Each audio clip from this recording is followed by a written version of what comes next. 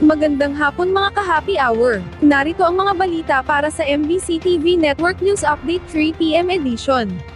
Matalino at masinop na paggamit ng kuryente, ipinanawagan ng Meralco sa mga customer nito. Ipinanawagan ng Manila Electric Company sa mga consumer nito, na maging masinop at matalino sa pagkonsumo ng kuryente. Ito'y kasunod na rin ng mga hakbang upang makatipid sa konsumo ng kuryente, gaya ng pagpapatupad ng 4-day workweek o di kaya'y paglalaan ng isang araw na work from home. Ayon kay Meralco spokesperson Joe Zaldarriaga, bagaman mababawasan ang konsumo ng mga tanggapan dahil sa ipatutupad na working arrangement, tataas naman ang kinokonsumo ng mga empleyado. Una nang inanunsyo ng Meralco na tataas ng 64 centavos kada kilowatt-hour ng kuryente para sa March billing, bunsod naman ng pagtaas ng generation at transmission charges. Samantala, sinabi rin ng Meralco na inaasahang tataas ang demand sa kuryente ng 20 hanggang 30% ngayong nalalapit na tag-init. Dagdag pa ni Zaldarriaga, sa susunod na buwan din inaasahang lalatay sa buwan ng singil sa kuryente ang epekto ng sigalot sa gitnang silangan.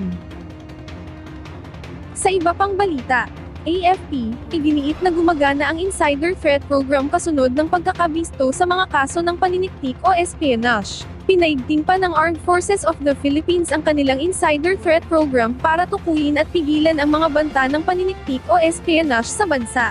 Ito'y kasunod ng pagkakabisto sa ginagawang paniniktik ng China sa Pilipinas gamit ang 3 Pinoy na nagtatrabaho mismo sa mga mahahalagang ahensya ng pamahalaan, partikular na iyong may kinalaman sa pambansang seguridad.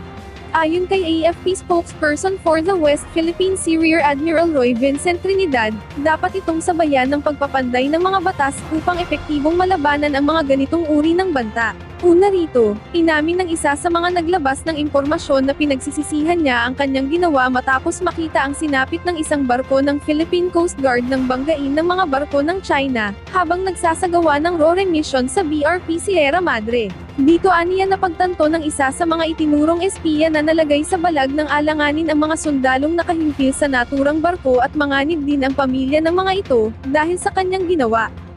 The internal threat program is working. It is continually being enhanced. We are now moving with the NSC to be able to spread this approach to other government agencies. Details on how it is implemented, we consider this as operational matters. The gathering of unauthorized information to an adversary is considered a threat. We have detected the threat and we have stopped it. At yan ang mga balita para sa MBC TV Network News Update 3 PM edition. Abangan ang mga susunod na balitaan mamaya para sa 4 PM edition.